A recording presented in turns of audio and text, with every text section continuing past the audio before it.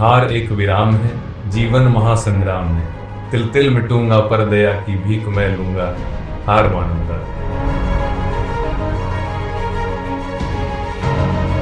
NDA में medical out हो गया था। एसिमेट्रिकल चेस्ट वॉल पॉइंट था, उसके लिए मुझे मेडिकली अनफिट किया गया था। स्टार्ट है। ओके। नमस्कार, मैं सत्यपाल आप सभी का एक बार फिर से द मंडेरियन एकेडमी के इस ऑनलाइन प्लेटफॉर्म पर स्वागत करता। जैसा कि आप सभी को पता होगा, रिसेंटली अभी यूपीएससी का रिजल्ट आ चुका है और मैं एक आज ऐसी शख्सियत से रूबरू करवाने जा रहा हूं आपको। आप सभी ने सुना ही होगा कि अगर यूपीएससी क्रैक करना है तो भैया आपको दिल्ली जाना पड़ेगा, ठीक है, और बड़ी बड़ी कोचिंगों में मोटी मोटी फीस जमा करनी पड़ेगी। वैसे उसके बाद ही यूपीएससी क्लियर होता है। या फिर आपका जो बैकग्राउंड है वो काफी ज्यादा एकदम से कोई बड़ी मोटी परिवार से होना चाहिए। सामान्य परिवार के लिए यूपीएससी क्रैक करना थोड़ा सा जो है वो मुश्किल जरूर है। तो इसी धारणाओं को तोड़ते हुए हमारे साथी एक ऐसे हमारे मित्र, हमारे साथी जिन्होंने ये सारी धारणाएं जो हैं तोड़कर एक हमारे लिए एक बहुत ही अच्छा एग्जाम्पल सेट किया है, तो मैं आज आपको उनसे रूबरू करवाने वाला हूं। त्रिलोक सिंह, जिन्होंने अभी रिसेंटली यूपीएससी 2024 के अंदर 20वां स्थान हासिल किया है, जो है एक नई धारणा सेट की है हमारे सामने। तो आइए हम मिलते हैं त्रिलोक सिंह। तो स्वागत है आपके अपने चैनल पर। बहुत बहुत धन्यवाद। तो सबसे पहले हम स्टार्ट करेंगे, एक बार आप अपना थोड़ा सा ब्रीफ बैकग्राउंड दे दीजिए त्रिलोक सर, उसके बाद अपन आगे की जर्नी पर बात। मेरा नाम त्रिलोक सिंह है और मैं जोधपुर राजस्थान से आता हूँ। ओशा तहसील का एक छोटा सा गांव है भातरी। और अगर मैं अपनी प्रारंभिक शिक्षा की बात करूं तो आर्मी पब्लिक स्कूल जोधपुर से शिक्षा हुई है मेरी। और मेरे पिताजी ने 28 साल जो है सेवा दी है इन्फेंट्री में। उसके बाद मैं अपनी ग्रेजुएशन के लिए किरोड़ीमल कॉलेज गया, दिल्ली विश्वविद्यालय। वहाँ पर मैंने मैथमेटिक्स में बीएससी किया। और उसके बाद जब कोविड जो है लॉकडाउन लग गया था तो मैं वापस जोधपुर आ गया था। और क्योंकि मैंने अपना ऑप्शनल जो है पीएसआई चूज किया था तो मैंने पॉलिटिकल साइंस में ही हमें करने का निर्णय लिया जयनारायण व्यास विश्वविद्यालय से। जैसा कि एक चीज ये भी देखने को मिली थी कि पहले आपने प्रारंभिक में एनडीए के अंदर जो है एक मेडिकल आउट हुए थे, तो उसके बाद से आपकी जर्नी है वो किस प्रकार से बीती? जी बिल्कुल सही बात है। एनडीए में मेडिकल आउट हो गया था। मुझे आज तारीख भी याद है, 15 मई 2019 की बात है। एसिमेट्रिकल चेस्ट वॉल पॉइंट था, उसके लिए मुझे मेडिकली अनफिट किया गया था। तो जो आर्मी बैकग्राउंड होता है तो उसमें हम अप्रत्यक्ष रूप से एक सेवा करते हैं, अभी तो वो भी पब्लिक सर्विस ही। तो जब मैं मेडिकली अनफिट हो गया, मुझे पता चल गया कि मैं अब रक्षा जो सेवाएं हैं वो नहीं दे पाऊंगा। तो मैंने सोचा प्रत्यक्ष रूप से सेवा की जाए, तभी प्रशासनिक सेवाओं की तरफ जो है मेरा रुझान बढ़ा। सबसे पहले आपके माइंड में कब आया कि यूपीएससी करनी चाहिए और कैसे आया? जब एनडीए के बाद में मेडिकल आउट हुआ, जब मैं वापस घर आया अपने जोधपुर, उस टाइम जीजा भी जो है मेरे बड़े जीजा वो तैयारी कर रहे थे सीएससी की। और 2020 में उन्होंने प्रीलिम्स देने का जो है सोचा था। तो तब मैं भी जो है ग्रेजुएशन का सोच रहा था और मैंने भी सोचा कि क्यों ना इस तरफ जो है तैयारी की जाए। तो जीजा ने एनसीईआरटीज वगैरह की नॉलेज दी थी, तो वहां से जो है पहला स्वाद मैंने चखा था सीएससी का। जैसा कि एक चीज आपको पता ही होगा कि ये भी तो बहुत ज्यादा चलता है, कंटेंट टेररिज्म करके चलता है कि बहुत ज्यादा कंटेंट होता है। जब आप स्टार्टिंग में जब प्रीलिम्स की तैयारी करने पर आप लगे या यूपीएससी के बारे में जब आपने सोचा, तो क्या एनसीईआरटीज वगैरह का जो मिस चलता है कि आपको एनसीईआरटीज पढ़नी पड़ेगी, तो कैसे आपने मतलब एक अगर कोई सामान्य स्टूडेंट है वो स्टार्ट करना चाहता है तो वो शुरुआत कहाँ से करें? काफी इंटरेस्टिंग बात आपने कही कि जो कंटेंट का इतना ओवरफ्लो हो गया है मार्केट में, खासकर कोविड के बाद जो सोशल मीडिया का रिवॉल्यूशन आया है। तो एनसीईआरटीज क्यों जरूरी है अगर एक पर्सपेक्टिव से हम समझे, क्योंकि सरकार ही एनसीईआरटी को कंटेंट देती है। तो जब कोई सरकारी जो है आयोग ही सेट कर रहा है पेपर, तो ऑब्वियस सी बात है एनसीईआरटी फोकस तो उसमें रहेगा। तो जो भी तैयारी कर रहे हैं उन एस्पिरेंट्स को मैं ये मैसेज देना चाहूंगा कि बेसिक एनसीईआरटी से स्टार्ट कीजिए। इवन अगर आप 2 प्रीलिम्स देखेंगे लास्ट, तो फिजिकल ज्योग्राफी के most of the questions directly NCERT से मिल जाते हैं। और जो कॉन्सेप्चुअल नॉलेज होती है, क्योंकि अगर आप सीधा स्टैंडर्ड बुक्स पर जाएंगे तो उसमें जटिल जानकारी मिलेगी आपको, पर एनसीईआरटी से एक स्टेप बाय स्टेप लर्निंग होती है। तो इसीलिए एनसीईआरटी से ब्रीफ होना पहले बहुत जरूरी।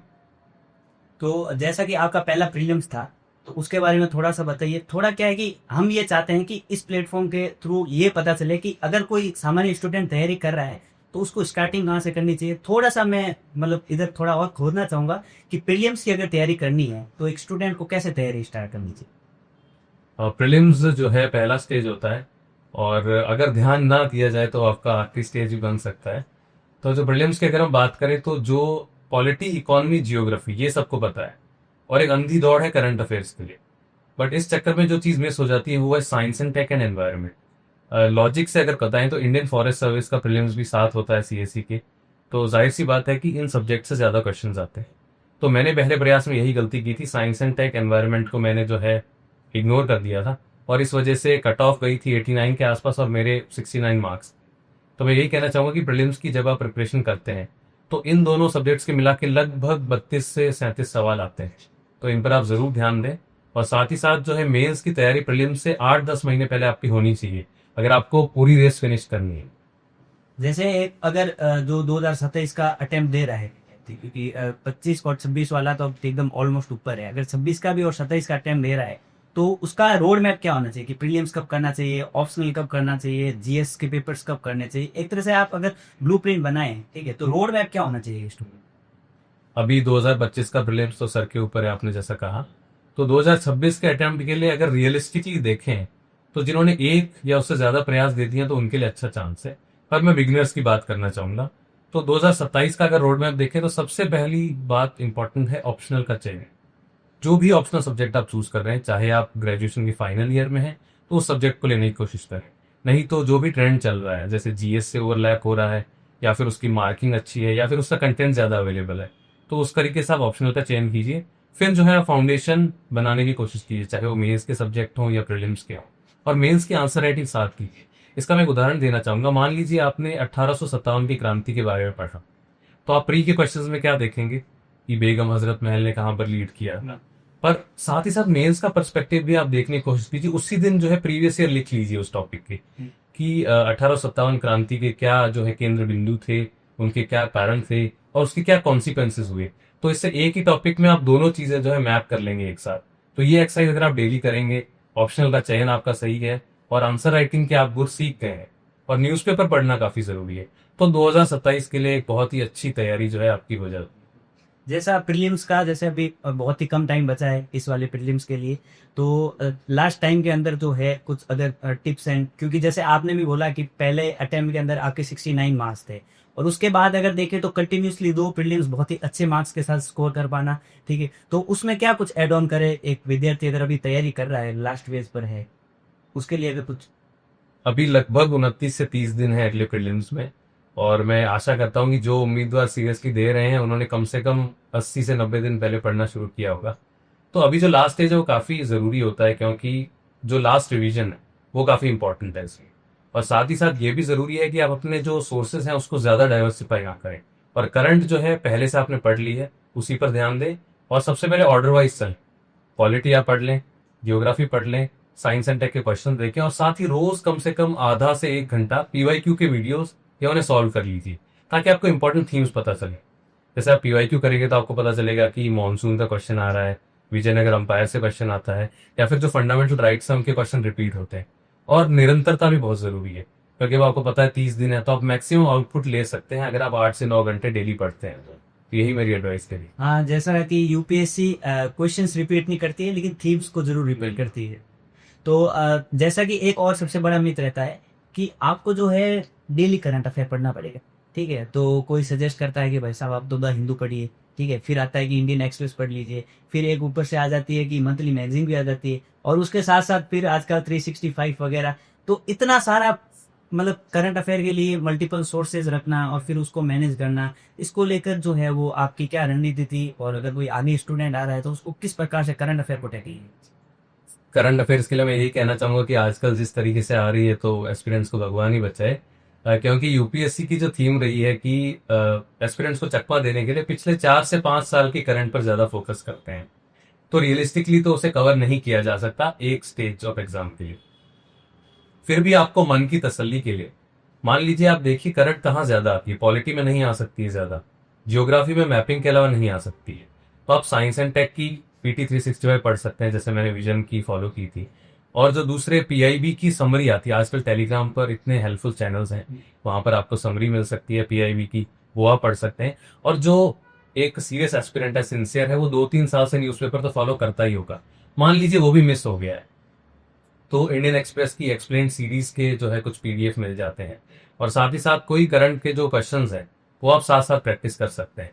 पर मुझे लगता है कि जो पैटर्न अगर देखा जाए तो 1-2 साल से जो न्यूज में है, जैसे 2022 से यूक्रेन रशिया का युद्ध था, फेब में शुरू हुआ था, और उसके सवाल 2024 प्रीलिम्स में आए थे, मैपिंग के आपने देखे होंगे, तो ऐसे जो है फोकस करना चाहिए। और इसके पीछे ना भागे कि मेरे को इसमें एब्सोल्यूट नंबर चाहिए। उसमें थोड़ा गैसवर्क चल जाता है और थोड़ा बहुत जो आपने कंटेंट पढ़ा है उससे आ जाता है, पर आप करंट में 50% से ज्यादा मार्क्स नहीं ले सकते। तो अब अपन अपना एक रैपिड फायर करने वाले हैं। जैसे अभी हमने प्रीलिम्स का पूरा कंक्लूड किया है, तो मैं आपको एक सब्जेक्ट देने वाला हूँ और आपको बताना है उसका मदर सोर्स या कौन से सोर्स पर जो है आपको रिलाय। जैसे सबसे पहले क्वालिटी के लिए आपने क्या किया, लक्ष्मी का। और science and tech, science and tech के लिए Shivan sir DevOps. Environment, environment के लिए PMFIS। History spectrum. And art and culture, art and culture के लिए फाइन आर्ट के एनसीईआरटी। और करंट अफेयर्स। करंट अफेयर्स के लिए अब कोई मेजर सोर्स तो नहीं है, पर जनरली PT 360 पे। आई थिंक ऑलमोस्ट सारे सब्जेक्ट हो गए, अगर कुछ छूट गया है तो एक ये मेजर है जियोग्राफी में, अच्छा sorry geography, NCERT physical geography. 11th class में। जी। ठीक है, तो ये तो पूरा जीएस का रहेगा कि अगर कोई एक स्टूडेंट है वो प्रीलिम्स की तैयारी कर रहा है और जीएस के लिए उसको इन सोर्सेज पर रिलाई करना चाहिए। और अब अगर हम बात करते हैं कि सी सेट, और मुझे पता है कि आपका बैकग्राउंड मैथ्स रहा है तो आपके लिए तो वो एकदम हलवा होगा, लेकिन बाकी भाई साहब हमारे आर्ट्स वालों के लिए तो एक तरह से वो गले की जो फंदा बना हुआ दो दिन सांस है। तो सी सेट के लिए एक स्टूडेंट को किस प्रकार से उसको टैकल करना चाहिए या क्या स्ट्रेटेजी? CSET का मैं मानता हूँ कि जो है उसे केयरफुल एप्टीट्यूड टेस्ट कहा जाना चाहिए, क्योंकि जो आपने बात कही हुई मैथ्स बैकग्राउंड की, कुछ IIT के स्टूडेंट्स मैं जानता हूँ जो मेरे साथ पीयर ग्रुप में थे, वो भी CSET में रह गए। 23 वाला CSET एक भूकंप था। तो मैं चाहूंगा कि फोकस कीजिए कंट्रोलेबल्स पे। जैसे रीजनिंग के लो हैंगिंग फ्रूट्स होते हैं, मतलब जो इजीली क्वेश्चन हो सकते हैं, एज वाले क्वेश्चन हैं या फिर आप देखोगे डायरेक्शन वाले क्वेश्चन हैं, उनको आप पहले कर लीजिए ताकि आपके शॉर्ट शॉर्ट क्वेश्चन हो जाए, क्योंकि आपको 67 मार्क्स की जो बैरियर है उसको क्रॉस करना है। उसके बाद कॉम्प्रीहेंशन जो है, इसके लिए एक ट्रिक है। अगर आप PYQ के आंसर्स देखेंगे तो जो कीवर्ड्स है कि what is the key message in the passage या what is the best inference which can be drawn from this passage, तो आप देखिए सबसे पहले आप ऑप्शंस पढ़ लीजिए, उसके बाद आप पैसेज पे जाइए ताकि आपको इजीली आइडेंटिफाई कर पाए आंसर। लगभग 27 से 30 क्वेश्चन पैसेज के आते हैं और उसमें से अगर आपकी 60% स्ट्राइक रेट रही तो 17-18 क्वेश्चन यहाँ होते हैं। मैथ्स में मैं यही कहना चाहूंगा कि जिनका आर्ट्स बैकग्राउंड है, कोई भी मैथ्स की प्लेलिस्ट, चाहे वो नॉर्मल SSC की हो या फिर कोई दूसरे एग्जाम लिए, नंबर सिस्टम होता है, रेशियो प्रपोर्शन है, परसेंटेज है, उसको आप पढ़ लीजिए और फिर उसके फॉर्मूला याद कर लीजिए। तो जो गैप होता है बीच में एग्जाम के, उसमें आप फॉर्मूला रिवाइज कर सकते हो या फिर जो कॉम्प्रिहेंशन वाले क्वेश्चन हैं उनकी PYQ की देख सकते हो, तो ये काफी हेल्प करेगा। हाँ, तो मतलब सी सेट का है, जैसा आपने बताया कि बहुत IITian भी फेल हुए हैं, तो मतलब एक तरह से अगर ये देखा जाए कि जैसे अभी CDS के अंदर जो है यूपीएससी कंडक्ट करवा रहा है, उसने भी जैसे इस बार कॉम्प्रिहेंशन पूछा ही नहीं है, तो क्या यूपीएससी भी ऐसा कर सकता है या कुछ? UPSC का तो जो हमारे एस्पिरेंट्स के बीच फेमस है, अनप्रिडिक्टेबल पब्लिक सर्विस कमीशन कहते हैं। तो सीरियस में आपने सही कहा, इवन इंग्लिश में फैन जो फॉरेन वर्ड्स भी इंट्रोड्यूस कर दिए गए और ये 2021-22 से ट्रेंड शुरू हो गया है। इसका कारण मैं आपको बताना चाहूंगा, कोचिंग्स काफी तेजी से आगे बढ़ रही है, तो UPSC भी कैचअप करना चाहता है। 2022 में ओनली 1 ओनली 2 पेयर वाले सेक्शन आए थे, 23 वाले में उसे कंप्लीटली वैसा कर दिया था। 24 में एक ट्रेलर दिया गया है, 3 स्टेटमेंट पूछी गई है। Statement 1 is correct but the other 2 statement doesn't explain that. So क्या 2025 में ये ज्यादा मात्रा में बढ़ सकते हैं ऐसे क्वेश्चन? तो ये ट्रेंड आपको समझना होगा। और आपने बिल्कुल सही कहा, जो भी UPSC के दूसरे एग्जाम है, चाहे वो CDS हो, CAPF हो, उससे जरूर आपको चीजें उठानी चाहिए। एक छोटा सा एग्जाम्पल देना चाहूंगा, जो फॉरगॉटन हीरोज हैं इंडियन हिस्ट्री की, राणा सांगा हैं या फिर जो सदन और रूलर्स रहे हैं, उनके बारे में UPSC ज्यादा फोकस कर रहा है। तो इन चीजों को आपको आइडेंटिफाई करना। हाँ, क्योंकि अभी बहुत कम टाइम बचा है प्रीलिम्स के लिए, और आपको पता ही होगा अभी रिसेंटली CDS का पेपर हुआ है, तो इसीलिए मेरे को लगा कि क्या पता UPSC इस पैटर्न में जो है खेल बदल करे। तो इसके लिए अभी आपने देखा कि किस प्रकार से जो है रणनीति बताई है, मतलब नहीं अब इतना कम टाइम के अंदर क्या स्विच करने का कुछ ऑप्शन है, या इसके लिए एक एस्पिरेंट को क्या करना चाहिए? मैं तो यही कहूंगा कि जो भी एंजाइटी आपके मन में आ रही है कि यार इस पेपर को देख के मैं अपनी स्ट्रैटेजी चेंज करूं, उसे थोड़ा सा आपको दबाना होगा और स्टैटिक जो सब्जेक्ट्स हैं जिनसे लगभग 40 से 45 क्वेश्चन आते हैं उन पर फोकस कीजिए। और अगर आपको ज्यादा ही टेंशन हो रही है तो जो भी CDS CAPF है, UPSC के PYQ हैं, उनकी हर जगह वर्कबुक्स निकाल रखिए कोचिंग का, उसको प्रैक्टिस कीजिए ताकि एक रेगुलर आपकी प्रैक्टिस बन जाए कि आपका जो दिमाग है वो UPSC फ्रेम ऑफ माइंड में आ जाए। बस ज्यादा स्विच नहीं करना चाहिए मेरे हिसाब से। अब लास्ट में थोड़ा सा प्रीलिम्स को यहीं कंक्लूड करने जा रहा हूँ, तो थोड़ा सा आपको ये बताना है कि एक ये मिथ भी बहुत रहता है कि नंबर ऑफ क्वेश्चंस कितने अटेंड करने चाहिए। तो आपके दिमाग में भी ये चीज चली होगी कि इतने अटेंड करने हैं, या ये जैसे सी सेट पहले आप जीएस का बताती थी कि जीएस में जो है नंबर ऑफ क्वेश्चंस कितने अटेंड करने चाहिए, उसके बाद हम सी सेट करते हैं। जीएस में अगर बात करें तो डिफिकल्टी ऑफ पेपर पे काफी डिपेंड करता है। अगर कोई स्मार्ट एस्पिरेंट है, उसने अगर 23 का पेपर देखा फर्स्ट गो में, तो उसे पता लग गया होगा कि टफ है काफी। तो मैंने 81 अटेम्प्ट किए थे उसमें। पर जब 24 का पेपर देखा तो मुझे इजी लगा, क्योंकि टू पेयर वाले नहीं थे, सिंपल जो है मैच द फॉलोइंग भी थे, वन वर्ड भी थे। तो उसमें जो है मैंने 93 अटेम्प्ट किए थे। तो एक स्मार्ट जो है ये स्ट्रेटजी आपको लगानी है कि डिफिकल्टी ऑफ पेपर को आप गेज करें, और फिर भी 75 से नीचे नहीं जाना चाहिए। अब कोई एक्सेप्शनल कैंडिडेट है जिसकी एक्यूरेसी बहुत ज्यादा है, उसके लिए मैं नहीं कहना चाहूंगा, पर फिर भी मिनिमम 75 होना चाहिए, और बाकी डिफिकल्टी पे डिपेंड करेगा। दूसरा, आपने सी सेट के बारे में पूछा, तो पीसीएम वालों को हटा देते हैं पहले। आर्ट्स वालों को मिनिमम 42 से लेकर 50 तक क्वेश्चन टारगेट करने चाहिए। अगर आपके 6-7 भी इधर उधर हो जाए, जो कि मोस्टली कॉम्प्रिहेंशन से ही होंगे, फिर भी आप इजीली जो है बैरियर को क्रॉस कर लीजिए। तो अब लास्ट पर कंक्लूड करके आप प्रीलिम्स के लिए कुछ एक लास्ट कंक्लूजन क्या लेना चाहेंगे? प्रीलिम्स के लिए मैं यही कहना चाहूंगा कि क्योंकि ऑब्जेक्टिव पेपर है, तो डी डे पे काफी डिपेंड करता है। मतलब इवन आपकी तैयारी भी काफी अच्छी है, तो भी अगर आप घबरा गए तो काफी प्रॉब्लम्स हो सकती है। मॉक्स दीजिए, टाइम मैनेजमेंट स्ट्रेटेजी बना लीजिए कि मैं पहले जो है क्वालिटी से शुरू करूंगा, या फिर फर्स्ट गो में मैं बिल्कुल शॉर्ट शॉर्ट वाले करूंगा और 50-50 वाले मार्क कर दूंगा। जो भी आपकी स्ट्रेटेजी है उसे एक बार दिमाग में सोच लीजिए, ताकि डी डे पे आपको प्रॉब्लम ना हो। फिर वही कहना चाहूंगा, स्टैटिक फॉलो करना है और कंसिस्टेंसी रखनी बहुत जरूरी। प्रीलिम्स का अब हो चुका है, अब हम जो है एक सेगमेंट मेंस वाला बोलने वाले हैं। जैसा कि आपका ये दूसरा मेंस था, और आप अभी जैसे हम ये पॉडकास्ट शूट कर रहे हैं उससे जस्ट थोड़ा पहले ही जो है मार्क्स रिवील हुए हैं। तो आपके थर्ड हाईएस्ट मार्क्स रेट थे, ठीक है, यूट्यूब पर आएंगे हम बाद में। तो आपका जो है वो 180 मार्क्स का जंप है। 2023 में बात करें तो मेंस के अंदर जो है वो काफी 670, और उसके बाद इस बार थर्ड हाईएस्ट मार्क्स है। तो ये जो जंप है ये किस प्रकार से? तो जो आपने कहा कि थर्ड हाईएस्ट मार्क्स आए मेंस में, मेरे को खुद को विश्वास नहीं हो रहा है अभी, क्योंकि 674 आए थे पिछले मेंस में। और मैं जो है कहना चाहूंगा कि जो आइडेंटिफिकेशन है आपकी गलतियों का, वो सबसे जरूरी है। जब मैंने मार्कशीट देखी तो ऑप्शनल में तो काफी कम थे, 200 नंबर थे, 110 थे पहले पेपर में, 90 थे सेकंड पेपर में। और जीएस में भी मेरे पोटेंशियल के अकॉर्डिंग नहीं थे, 374 मार्क्स थे, काफी एवरेज। और इवन इन एसए जो है एवरेज से कम थे, 110-12 होने चाहिए, उसमें भी कम थे। तो फिर मैंने इसको स्ट्रेटेजाइज किया, हर क्वेश्चन को मैंने देखा नहीं कहाँ गलती हुई है। जीएस 4 में 2-3 क्वेश्चन की इंटरप्रिटेशन गलत हुई थी, और ऑप्शनल में भी जो है काफी गैप छूट गया था लाइंस के बीच में, जिससे एग्जामिनर को थोड़ा ठगा सा लगता है कि भाई ये तो हवाबाजी कर रहा है और सिर्फ मतलब आंसर नहीं लिख रहा अच्छे से। और साथ ही स्कॉलर्स का ओवर यूज कर दिया। तो ये चीजें जो है, ये नेटिविटीज मैंने देखी और फिर इसे इम्प्रूव किया। और जो है ये जंप, मतलब मैं नहीं कहना चाहूंगा कि प्लान था, बट अब आ गए हैं मार्क्स तो जैसे वो आपने एक 23 के बाद वो लेटर लिखा था। जी हाँ, वो चैनल पे मैंने पोस्ट करा। हाँ, और वो जो देखा था अपन ने जब उसको डिस्कस कर रहे थे, तो वो मतलब काफी ज्यादा वो पता चल रहा था कि जैसे आजकल क्या होता है ना कि एक चीज बहुत ज्यादा चल रही कि स्टूडेंट क्या रहता है ना कि या तो बोर्ड में गलतियां निकालेंगे, या जो जहाँ पर अपनी मेट्रोशिप कर रहे हैं या कर रहे हैं उस संस्थान पर गलती निकालेंगे। मतलब खुद की गलतियां आइडेंटिफाई करना थोड़ा सा स्टूडेंट के लिए वो मतलब अलग सा लगता है हमको, वो उसको कर नहीं पाते। तो इसके लिए क्या कुछ? तो जो एक कहावत कही जाती है कि आदमी जो है गलतियों का पुतला है, तो जो गलतियां ढूंढ लेता है और उसे कम कर देता है, तो वो तो अपने आप ही तराश लेता है। पर सबके पर्सनल ईगो को काफी आपको कम करना पड़ेगा। अब मैं अगर सोच लूं कि भाई मेरे 96% थे और एनडीए पास हूं और मेरे से गलती हो ही नहीं सकती, आपने जो कहा कि एग्जामिनर पर थोप दिया सब कुछ, पर सबसे पहले उसको थोड़ा सा टोन डाउन करके आपको रियलिस्टिकली सोचना है कि कहाँ कहाँ गलती हुई। क्योंकि प्रोसेस को जिस फॉर्मेट पर आपने ट्रस्ट नहीं किया, तो आपका गेम नहीं। तो वो चीजें मैंने देखी। आप मानोगे नहीं, मुझे डेट बहुत याद रहती, 16 अप्रैल को मार्कशीट आई थी। मैंने अपने फ्रेंड से कनेक्ट किया, उसके 278 थे ऑप्शनल में। उससे मैंने हर क्वेश्चन के बारे में पूछा। एक एग्जांपल दूंगा फटाफट। इंडिया रशिया का क्वेश्चन था कि the old pillars of relationship are no longer the new pillars. Old pillars defence है, फिर जो अपने ऑयल का भी ट्रेड होता है, तो वो सारी चीजें थी।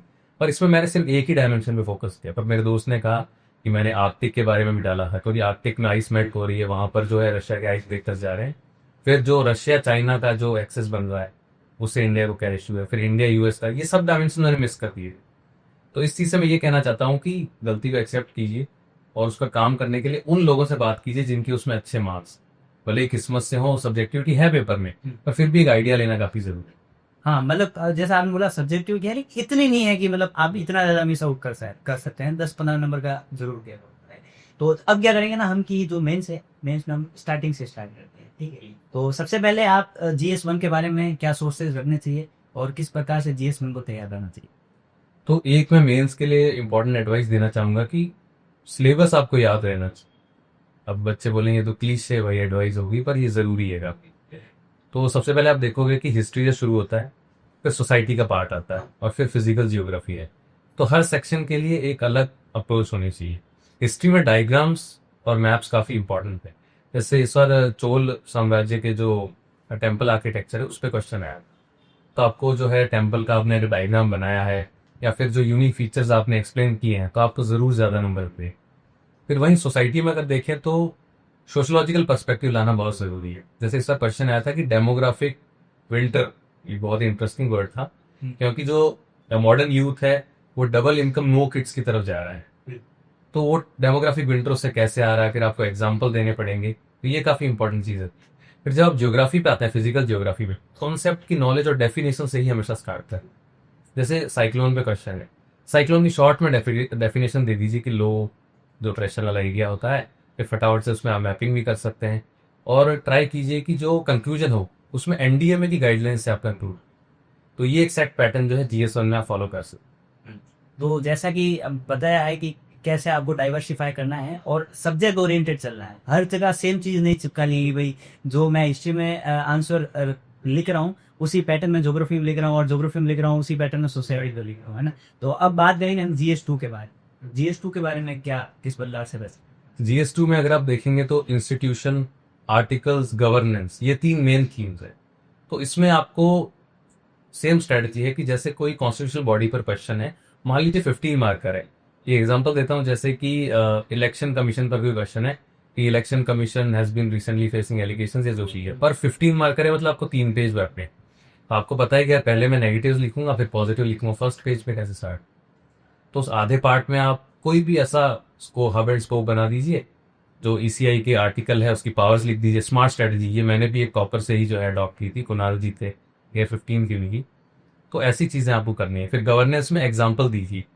जैसे क्वेश्चन आता है कि न्यूट्रिशन और पॉवर्टी का क्या लिंक है, तो उसमें रामपुर के DM थे, उन्होंने फूड की किट शुरू की थी अपने गाँव में। उससे एम्प्लॉयमेंट भी मिल रहा था, बच्चों को न्यूट्रिशन भी मिल रहा था और पॉवर्टी भी कम हो रही। तो जो एग्जामिनर उससे कनेक्ट कर पाता है कि ये अच्छा एक यूनिक एग्जाम्पल आया है, तो ये चीज़ बहुत ज़रूरी है। फिर केस लॉज और आर्टिकल्स का यूज, क्योंकि जैसे सुप्रीम कोर्ट का भी क्वेश्चन है, उसमें आपने आर्टिकल नहीं लिखा, उसमें आपने जजेस केस मेंशन नहीं किया, तो ज़रूर आप डिसएडवांटेज पे रहेंगे। हाँ कुछ चीजें हैं जो आपको चाहे वो लग रही है कि भैया ये घिसी-पिटी चीज है, बट आपको फॉलो करना पड़ेगा। हाँ वही। तो जैसे GS1 GS2 का बताया, GS3 के लिए क्या किस प्रकार? GS3 का मैं यही कहना चाहूँगा कि 4 इसमें 5 मेन सब्जेक्ट्स हैं। एग्रीकल्चर है, डिजास्टर मैनेजमेंट है, एनवायरनमेंट है, इंटरनल सिक्योरिटी और साइंस एंड टेक। सबसे 4-4 क्वेश्चन आते हैं। सबसे पहले ऐसे आपने सेगमेंट कर लिए इसमें, फिर वापस वही सब्जेक्ट वाइज स्ट्रेटजी होनी चाहिए। एग्रीकल्चर में जो स्कीम्स हैं, जो इश्यूज हैं और जो मैपिंग है, जैसे मान लीजिए क्रॉपिंग पैटर्न पर कोई क्वेश्चन आता है, मैं मानता हूँ कि मेहनत का काम है, इंडिया का पूरा मैप बनाओ, फिर आप वीट, राइस, जो मिलेट्स हैं, पल्सेस है, उनको बांटना होगा आपको, पर टाइम लगेगा, पर मार्क्स भी टच करेगा। फिर जो भी हमेशा कंक्लूजन में अपना विजन जो है ऑप्टिमिस्टिक दिखाइए। जैसे फार्मर्स पर कोई क्वेश्चन है तो डबलिंग द फार्मर्स इनकम पे फोकस कीजिए। फार्मर सुसाइड पर कोई क्वेश्चन आया है तो जो भी नई स्कीम्स आई हैं जिससे कि एग्रो फूड प्रोसेसिंग को प्रमोट किया जा रहा है उस पर फोकस करना है। इंटरनल सिक्योरिटी की बात करें तो उसमें मैपिंग काफ़ी ज़रूरी है, प्रॉब्लम्स को आपको आइडेंटिफाई करना होगा। वही साइंस एंड टेक में जितना हो सके एग्जाम्पल्स का आपको यूज़ करना है। वहीं एनवायरनमेंट में अगर देखें तो जो भी पॉलिसीज़ है वो ज़रूर क्वेश्चन में आनी चाहिए। जैसे फॉरेस्ट पे कोई क्वेश्चन है तो अगर आपने नेशनल फॉरेस्ट पॉलिसी नहीं लिखी है, या फिर जो जॉइंट एफॉरेस्टेशन है, या फिर ट्राइबल राइट्स हैं, उनको अगर मेंशन नहीं किया तो इशू हो जाता है। तो इसमें भी आपको ऐसे फॉलो करना होगा। तो जैसे GS स्कोर आता है, ठीक है, तो एथिक्स है, या तो किसी जो बहुत ज़्यादा मार्क्स आ रहा है या किसी जो, मेरे हिसाब से ऐसा लगता है कि इसमें गैप अच्छा बनता है। जैसे तो GS स्कोर के लिए, एथिक्स के लिए जो है वो किस प्रकार से जो है आपने अपनी स्ट्रेटजी बने और किस प्रकार से आपने उसको देखा? एथिक्स का जो पेपर है, आपने सही कहा, काफी सालों से किंग मेकर साबित हो रहा है। तो एथिक्स में भी दो पार्ट होते हैं। पहला होता है थ्योरी पार्ट, दूसरा केस स्टडी का। थ्योरी पार्ट में जो है आपको डेफिनेशंस याद होनी चाहिए वैल्यूज की, उनके यूजेस पता होने चाहिए आपको, और एक इनोवेटिव अप्रोच आपकी होनी चाहिए। जो भी कोचिंग के नोट्स हैं वो तो ठीक है, आपने अप्लाई कर लिए, पर कुछ इनोवेशन आपको करना होगा। जैसे कि अप्लाइड एथिक्स का जो पार्ट है वो काफ़ी इग्नोर्ड रहा है कुछ टाइम्स, पर इस मेज में उसका ज़्यादा फोकस था। अप्लाइड एथिक्स का मतलब जैसे टेक्नोलॉजी का यूज़ है एडमिनिस्ट्रेशन में, तो उसमें क्या एथिक्स आती है। जैसे एआई का अगर हम यूज़ करें आर्मी में तो सिविलियंस की भी डेथ हो सकती है, तो इसमें क्या जो है एथिकल बायस आ रहा है, ऐसी चीज़ों पर फोकस ज़्यादा बढ़ रहा है। साथ ही साथ आपको इनोवेशन करना होगा एग्जाम्पल्स यूज़ करके। एक एग्जाम्पल दूंगा इसी मेज का। इस बार एक क्वेश्चन था कि फेथ से अकेले से कुछ नहीं होता, पावर भी होनी जरूरी। तो इसमें मैंने हनुमान जी का एग्जाम्पल दिया था कि इच्छा शक्ति उनकी थी, तो अभी भूल गए थे वो ताकत, पर ताकत जब याद आ गई उनको और इच्छा शक्ति भी थी, तभी वो जो है जल्दी लांग कर पहुंच गए लंका।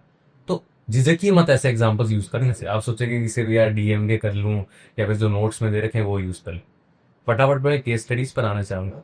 केस स्टडीज में वही लोग फॉलो कर रहे हैं घिसा पिटा कि जो पूछा है सिर्फ उसी का सॉल्यूशन, पर एक असली डीएम से आप क्या उम्मीद करते हैं कि वो लॉन्ग टर्म सॉल्यूशन देगा।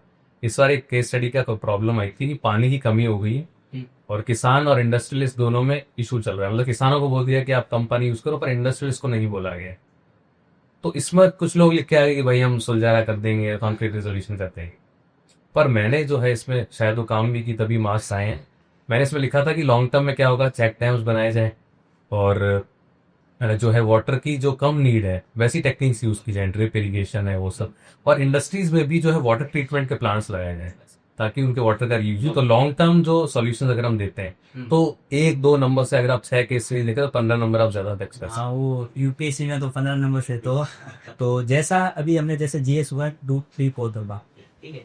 तो आपको पता ही होगा कि जब आंसर राइटिंग करते हैं, ठीक है, तो लोग क्या करते हैं कि ऑप्शनल की आंसर राइटिंग, जीएस की आंसर राइटिंग और कैसे रहे, ठीक है। तो इनमें क्या है कि या तो कोई कॉमन पैटर्न ही अपना कर सकते हैं। तो जैसा कि अपन में डिस्कस करते थे इस बारे में, तो यही पैटर्न रहता था कि जो जीएस की आंसर राइटिंग उसको अलग तरीके से करनी, ऐसे राइटिंग उसको अलग करना, और जो आपकी ऑप्शनल की है उस पर हम बाद में आएंगे लास्ट में। तो जीएस की आंसर राइटिंग के लिए जो है, मैं ओवरऑल चारों पेपर की बात कर रहा हूँ कि उस एक अगर कोई स्टूडेंट तैयारी स्टार्ट कर रहा है तो उसको आंसर राइटिंग कब से स्टार्ट करनी चाहिए, क्या डे 1 से उसको आंसर लिखना चाहिए। और दूसरा जो मिथ चलता है कि आपको आंसर राइटिंग के अंदर जो है वो इस प्रकार भी जो चीज़ें हैं आजकल आपको पता ही होगा, आंसर राइटिंग के नाम पर बहुत बड़े बड़े बोर्ड से भेजे जाए हैं, ठीक है। तो उस पर क्या आप कहना चाहेंगे कैंडिडेट को? एक काफी इंपॉर्टेंट इशू आपने रेज किया है कि डे 1 से आंसर राइटिंग की जो मिथ है। अब प्रैक्टिकली अगर देखें तो डे 1 से आप आंसर राइटिंग नहीं कर सकते, क्योंकि आपको अगर कॉन्सेप्चुअल नॉलेज नहीं है और आपने लिखना शुरू किया और काफी इधर उधर हो गए आप मॉडल आंसर से या जो एक्सपेक्टेड आंसर था, तो आपका खुद की मोरल डाउन हो जाता है। दूसरा क्वेश्चन आपने पूछा कि तो बहुत जल्दी स्विच करना होता है, इसीलिए मैं मानता हूँ कि यूपीएससी काफी चैलेंजिंग है। ऐसे में फ्लो चाहिए, उसके बाद स्विच करो, जीएस 1 में सब्जेक्ट वाइज अप्रोच होनी चाहिए, फिर वापस स्विच करो, जीएस के में फैक्ट्स होने चाहिए, मैप्स होने चाहिए। तो मैं यही कहूंगा आंसर राइटिंग में जो है एक बार आप कंटेंट पढ़ रहे हैं, फिर जो है अगर आप इनर्शिया ब्रेक नहीं हो रहा कि यार 2 पेज कौन लिखेगा, मतलब आपको झिझक सी हो रही है, तो ब्रेनस्टॉर्म कर लीजिए। जैसे कोई भी क्वेश्चन आ रहा है, मान लीजिए क्वेश्चन आ गया कि फूड प्रोसेसिंग इंडस्ट्रीज भारत के लिए क्यों महत्व रखती है, तो दिमाग में सोचिए कि भाई पॉवर्टी हटेगी या इससे हंगर कम होगा या फिर वुमेन एम्पावरमेंट होगा, फूड सिक्योरिटी बढ़ेगी, फार्मर्स की इनकम बढ़ेगी। आप सोच रहे हैं अभी लिखने, तो ये भी एक अच्छा जो है मेथड एक्ट कर सकता है। फिर धीरे धीरे आप स्टेप बाय स्टेप आगे बढ़िए, अब आपको कॉन्फिडेंस है कि आप लिख सकते हैं, तो आप उसे करिए। मैंने एक इंपॉर्टेंट बहुत अच्छी चीज की थी जो शायद काम कर रही है। मैंने हर चैनल का सेपरेट जो है जीएस का सेपरेट चैनल बना लिया था, पर्सनल टेलीग्राम का, और उसमें मैं सब्जेक्ट वाइज कंटेंट भेजता था और हर चीज का इंट्रो कंक्लूजन मैंने रेडी करने की सोची। जैसे कि फूड प्रोसेसिंग या फिर कोई भी मान लीजिए इलेक्शन कमीशन आ गया, तो मैं सबसे पहले शुरू करूंगा आर्टिकल से और एंड करूंगा कि ECI is the upholder of democracy and free and fair elections को अफोर्ड करता है। तो ऐसे मैंने सबके इंट्रो कंक्लूजन रेडी कर लिए थे। तो इनिशियल फेज में आप ये भी कर सकते हैं। तो अब जो है आपको पता ही होगा कि इसके बाद ऐसे राइट, ठीक है, 2 3 साल से तो भाई साहब बहुत ज्यादा परेशान कर रहा है, ठीक है। तो जैसे ये फिलोसॉफिकल ऐसे ला रहे हैं, तो उनको कैसे आपने टैकल किया और कैसे टैकल करना है? ऐसे कि आपने सही बात की, फिलोसॉफिकल थीम पर यूपीएससी ने शिफ्ट किया है कि सिंपल चीज नहीं है, जैसे कि फॉरेस्ट जो है फॉरेस्टेशन के बारे में बताइए, वुमेन राइट्स के बारे में बताइए, कुछ सोचने में मजबूर कर रहे हैं ऐसे। पर इसका फायदा भी है कि अलग डायमेंशन ओपन हो सकते हैं। मेरी एक सिंपल स्ट्रेटजी थी, फर्स्ट ऐसे में मैं एनेक्डोट रखूंगा कोई फेमस पर्सनैलिटी का या कुछ भी, और दूसरे में मैं कोशिश करूंगा कोई माइथोलॉजिकल चीज या फिर कोई ऐसी फैसिनेटिंग चीज का। और इस बार किस्मत से ऐसा मुझे मौका मिला। सेकंड ऐसे जो था वो था कि कुछ गलत करना कुछ ना करने से बेहतर है। तो उसमें मैंने अभिमन्यु का जो है चक्रव्यूह वाला एग्जाम्पल डाल दिया था, एनेक्डोट से स्टार्ट किया। फ्लो काफी जरूरी है इसमें, कंटेंट कहीं इधर उधर हो भी जाए, क्योंकि एक ही एग्जामिनर रीड कर रहा है 10 से 12 पेज, अगर फ्लो नहीं होता तो दिक्कत आ सकती है। फिर एक पैटर्न अगर आप फॉलो करते हैं कि उसके आपने कितने डायमेंशन खोले, कि कुछ ना करने पर क्यों मजबूर हो रहे थे, क्यों नहीं कर पा रहे थे, या फिर क्या ऐसा हुआ, क्या कमी रह गई, ऐसे 5-6 डायमेंशन अगर आप खोल लेते हैं तो आपको अच्छे मार्क्स मिल सकते हैं। और एक तो है कि क्या ऐसे के अंदर ग्रामर का ध्यान रखना चाहिए या नहीं रखना? मुझे लगता है थोड़ा बहुत जो बेसिक चीजें हैं, हेल्पिंग वर्ब्स में इधर उधर नहीं होना चाहिए, पर कोई बड़े जो वर्ड्स हैं उसकी इधर उधर एक आधी स्पेलिंग मिस्टेक हो सकती है, पर इतना तो खैर अब यूपीएससी डालता है वही जानता है, तो इतना कुछ आइडिया नहीं है इसका। हाँ, तो अब हम स्विच करते हैं जीएस के चारों पे ग्रो हो ऐसे हो गया। अब ऑप्शनल है। सबसे पहले तो ऑप्शनल जो है आपको पता होगा, अभी छोटे छोटे ऑप्शन बहुत चल रहे हैं। कोई सोशियोलॉजी ले रहा है, कोई एंथ्रो पर स्विच कर रहा है, आपका पीएसआई आ रहा था, ठीक है, हिस्ट्री वाले अलग ही कोने में रो रहे हैं। तो क्या ऑप्शनल का क्या रहना चाहिए बस थोड़ा सा? ऑप्शनल का मैं यही कहना चाहूंगा कि पॉलिटिकल साइंस का मैंने चॉइस किया क्योंकि मैथ्स में जो इतना परफेक्ट नहीं आ रहा था, जीएस2 से ओवरलैप था, स्कोरिंग अच्छी थी, पर पिछली बार तो रास्ते का कांटा बन गया था, सिर्फ 200 मार्क्स थे। तो जो भी आप ऑप्शनल सेलेक्ट करते हैं तो उसका जो है पैटर्न आपको देखना पड़ेगा। फिर आपको कोचिंग मटेरियल जो अवेलेबल है या जो फ्रीली अवेलेबल चीजें हैं उसको भी देखना चाहिए। इग्नू का बेस मटेरियल मैंने सब फॉलो किया था, और जो पिछली बार गलतियां हुई थी और टॉपर्स कॉपी से काफी सीखने को मिला। साथ ही साथ इसमें भी पेपर वाइज स्ट्रेटेजी, जैसे 2 पेपर होते हैं तो 4 सेक्शन होते हैं।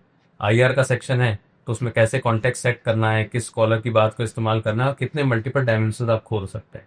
तो इस पर अगर आप ध्यान देंगे और ऑप्शनल वाइज स्ट्रेटेजी फॉलो करेंगे तो अच्छे नंबर आ सकते हैं। ऑप्शनल पर हम कभी और थोड़ा इन डेप्थ में बात करेंगे, क्योंकि फिर क्या है कि जो ऑप्शनल दूसरे ऑप्शनल वाले हैं वो थोड़ा सा यहाँ बोर ना हो जाए। तो अभी मैं जो है ओवरऑल जो है, आप अगर मेंस के लिए कुछ एक टिप देना चाहें, ठीक है, मतलब छोटे से वर्ड्स में कंक्लूड करके कि इट्स ऑल अबाउट मेंस क्या है। तो जो मैं एक बात तो कहना चाहूंगा कि कुछ चीजें जो बोरिंग पार्ट है मेंस का वो आप करना पड़ेगा। जैसे जीएस2 में आर्टिकल्स लिखने हैं, केस लॉज लिखने हैं, जीएस1 में आपको डायग्राम्स बनाने हैं, मैपिंग भी करनी पड़ेगी, जीएस3 में फैक्ट्स का यूज है, और एथिक्स में अगर आप देखें लॉन्ग टर्म सॉल्यूशन की हमने बात की थी, साथ ही साथ कुछ इनोवेटिव एग्जांपल्स। तो जो बोरिंग पार्ट है उसे तो करना ही। साथ ही साथ आपको ये देखना पड़ेगा कि प्रेजेंटेशन कितनी अच्छी है आपकी, आपने जो मेन हेडिंग है वो क्वेश्चन की ही स्टेटमेंट से ली है कि नहीं, उसे बॉक्स किया है कि नहीं, कितने डायमेंशंस आपने ओपन अप किए, और स्पेसिंग का भी बहुत ध्यान रखना जरूरी है इस पर। तो ये 2 चीजें मैं कहूंगा, बाकी आप रेगुलर आंसर राइटिंग कीजिए और कंटेंट को एनरिच करते रहिए, तो जरूर जो है सक्सेस मिल। ठीक है, तो अब स्विच करते हैं इंटरव्यू, जो कि अभी थोड़ी सी दुखती नस रही थी, ठीक है। तो जैसे आपके जो बोर्ड था वो सुमन सर का था, ठीक है। तो इंटरव्यू में आपसे पहले तो क्या पूछा गया, ठीक है, कुछ ऐसे जो आजकल ये भी तो वैसे तो लोगों को पता चल गया है, जैसे पॉडकास्ट वगैरह आते हैं, पहले तो ये डराते थे कि पीछे की दीवार का कलर कौन सा है, कितने बटन है, कितनी सीढ़ियां चढ़ के आए हैं। तो जो नॉन यूपीएससी कैंडिडेट हैं उनके लिए तो इंटरव्यू वैसा होता है, लेकिन आप बताइए कि वहां पर जो फील हो रहा था वो किस प्रकार से फील हो रहा था, या क्या एक्सपीरियंस था आपका इंटरव्यू? तो पहले जो है मैंने साक्षात्कार काफी दिए थे एनडीए में भी, तो कॉन्फिडेंस तो था, नर्वस तो नहीं था मैं। पर कुछ कुछ चीजें मैंने जो है बेसिक गलत थी, जैसे मेरे से आर्मी का स्ट्रक्चर पूछा गया, क्योंकि मेरे पिताजी भी आर्मी में थे और मेरा भी एनडीए का जो बैकग्राउंड रहा है। तो बटालियन से लेकर मुझे पूरा टॉप तक आप हायरार्की बताइए। मैं बटालियन, ब्रिगेड, फिर मैं डिवीजन भूल गया था, तो उसकी मैंने डेफिनेशन भी थोड़ी बहुत उसमें गलती कर दी। साथ ही साथ कुछ वैल्यूज चेक होती हैं आप, मान लीजिए इंटेग्रिटी सबसे पहली वैल्यू, आप झूठ तो नहीं बोल रहे, और जो आपने डैफ में चीज लिखी है वो मैच हो रही है, वो काफी जरूरी है। साथ ही साथ आपका जो आम जनता है उसको लेकर क्या व्यू है, मतलब कंपैशन वगैरह भी चेक किया जाता है। फिर जो मिलिट्री बैकग्राउंड पर मेरे से काफी क्वेश्चन पूछे गए थे, मुझे लगता है थोड़ा मैं सीरियस भी था, बीच में 1-2 क्वेश्चन से मैंने गलत आंसर किए थे, तो उसकी वजह से मे बी स्कोरिंग लेस होगी, मतलब गलती तो रही है। हाँ, वो 3 महीने से वही चीजें परेशान कर रही बहुत। थी कि हाँ, तो मतलब एक तरह से ऐसा देखा जाए कि इंटरव्यू की जो प्रिपरेशन होती है वो ऑल अबाउट, अगर आप इसको कंक्लूड करना चाहें कि इंटरव्यू की प्रिपरेशन के लिए एक कैंडिडेट है उसको किस प्रकार से मैनेज करनी है। सबसे पहला अपने फियर्स के साथ डिस्कशन करना बहुत जरूरी है, क्योंकि जब तक आप कॉन्वर्सेशन नहीं करेंगे आपको आदत नहीं होगी। साथ ही साथ मॉक देने जरूरी है, क्योंकि पीयर्स के अलावा आपको जो बोर्ड को फेस करना होता है तो उससे आपको कंफर्टेबल होना जरूरी है। तीसरा, जो आपके आसपास चीजें हो रही है डैफ के अलावा भी, करंट है, क्योंकि यूपीएससी में ऐसा नहीं है कि डैप स्पेसिफिक से पूछेंगे आपसे, बाहर भी जा सकते हो, वर्ल्ड का पर्सपेक्टिव भी आपसे पूछ सकते हैं, तो उसको फॉलो करना काफ़ी ज़रूरी है। और एकदम काम हेड से आप जाइए और जो आपकी स्ट्रेंथ्स हैं उसको प्ले करने की कोशिश कीजिए, और जहाँ नहीं आता है बेझिझक आपको मना करना है, तो ज़रूर जो है आपके अच्छे मार्क्स आ सकते हैं। तो यहाँ तक तो जो हमने बात की वो हमने AIR 20 त्रिलोक सिंह जी से बात की थी। अब हम त्रिलोक सा से बात करेंगे, और जो मैं अभी लास्ट के कुछ मिनट्स हैं, अब देखो अपन ने सारी स्ट्रेटेजी जो डिस्कस कर ली थी, ठीक है। अब आप तो मुझे जो है एक एज अ फ्रेंड, ठीक है, और एज अ जो एक एस्पिरेंट है जिसने अभी तक रिजल्ट देखा नहीं, AIR 20 आई नहीं है, ठीक है। तो अब आप ये बताओ मुझे, कुछ चीजें हैं जो विक्स रहती है कैंडिडेट को लेकर, ठीक है। फेल होने के बाद कैसा लगा, जो आपके 2 अटेम्प्ट फेल थे उसके बाद कैसा लग रहा था, और उससे ओवरकम कैसे करना है, क्योंकि आज का जो सबसे बड़ा चैलेंज है एक कैंडिडेट के लिए, तो मेंटली बहुत ज्यादा मतलब टॉर्चर रहता है। तो मैं यही कहना चाहूँगा कि फेल होने के बाद सबसे पहले तो सेल्फ डाउट क्रीपिंग हो जाता है आपके मन में, कि आप इसके लिए बने हैं कि नहीं, क्योंकि पहले से ही इतना जो हवा बना रखेगी बहुत टफ है, ऊपर से आप फेल भी हो गए। और मेरे तो इतने कम मार्क्स थे कि उम्मीद ही तोड़ दी थी कि भाई ऑप्शन में 200 से तो कैसे जंप करेंगे। तो सेल्फ डाउट आता है। फिर दूसरा आपने बोला इससे उभरना कैसे है, हम्म, इसके लिए अलग अलग मैकेनिज्म होते हैं। जैसे सबसे पहला मैंने टेलीग्राम वगैरह से कट ऑफ कर लिया था अपने आप, एक नई आईडी बना ली थी और मैंने चैनल्स को फॉलो किया। दूसरा, कविताएं पढ़ने का मुझे काफ़ी शौक है। जैसे अटल बिहारी वाजपेयी हैं, शिव मंगल सिंह सुमन है, उनकी मैं कविताएं पढ़ता था, उससे काफ़ी इंस्पिरेशन आती थी। तो और क्योंकि आपका गोल जो है वो आपके माइंड में रहता है, तो आप वापस तो खड़े होते ही हैं। तो ये चीज़ें ध्यान में रखकर मैंने जो है प्रिपरेशन वापस स्टार्ट। तो एक कविता सुनिए। बिल्कुल, जो एक अटल बिहारी वाजपेयी की एक कविता है कि धार एक विराम है, जीवन महासंग्राम है, तिल तिल मिटूंगा पर दया की भीख मैं लूंगा, हार मानूंगा। तो अब जो है आज थोड़ा सा टाइम का भी शॉर्टेज है, और हम कोशिश करेंगे कि और एन डेप्थ में एक बार और आपके साथ में चर्चा करेंगे। एक चीज़ और ऐड करना चाहूँगा कि आपका RS इंटरव्यू कॉल भी हो रखा है, तो जो मेरे कैंडिडेट्स हैं या सॉरी एस्पिरेंट्स हैं, वो ये चाह रहे होंगे कि भाई तुमने RS के बारे में तो पूछा ही नहीं, तो उसके बारे में हम एक दिन और चर्चा करेंगे, बहुत एन डेप्थ में बात करेंगे। तो सबसे पहले तो अब लास्ट में आप कंक्लूड करके मेंडेलियन एकेडमी के लिए और हमारे जो व्यूअर्स हैं उनके लिए क्या आप मैसेज देना चाहते मैंडन एकेडमी से जो है मेरा एसोसिएशन आरएस का जब मैंने प्रीलिम्स देने की सोची थी मेंस के बाद कुछ टाइम था, और जो भी मटेरियल दिया गया था, जैसे कोई भी स्कीम है उसका शॉर्ट में कुछ समरी दी गई और रेगुलर क्विज किए जाते थे, तो उसने काफ़ी हेल्प की थी, क्योंकि राजस्थान की प्रिपरेशन में मैं उस टाइम नया था। और जो भी मैंडन एकेडमी के फॉलोअर्स हैं, सब्सक्राइबर्स हैं, तो उन्हें यही कहना चाहूँगा कि निरंतर अपने जो गोल की तरफ आप बढ़ते रहिए, और जो भी मैंड्रिन आपको कंटेंट देता है या जो बिट्स प्रोवाइड करता है उनको फॉलो कीजिए, तो ज़रूर आपको सक्सेस मिलेगी। एक चैनल को सब्सक्राइब फोन बिल्कुल लाइक कीजिए, सब्सक्राइब आपको करना होगा। और जो भी नई अपडेट्स होंगी मैंडन एकेडमी पे, चाहे वो सीएससी को लेकर हो या आरएस को लेकर हो, आपको जरूर मिलेंगी। ठीक है। तो अब देखो AIR 20 ने भी बोल दिया है, मेरी तो आप माँ से, तो सब्सक्राइब कर लीजिए। आगे बहुत जल्द मिलते हैं और अच्छे अच्छे वीडियोस के साथ और अच्छी अच्छी रणनीति के साथ। Thank you so much for listening. इतने टाइम आपने सुना उसके लिए बहुत बहुत, and thank you so much, आपने आपका कीमती समय दिया उसके लिए।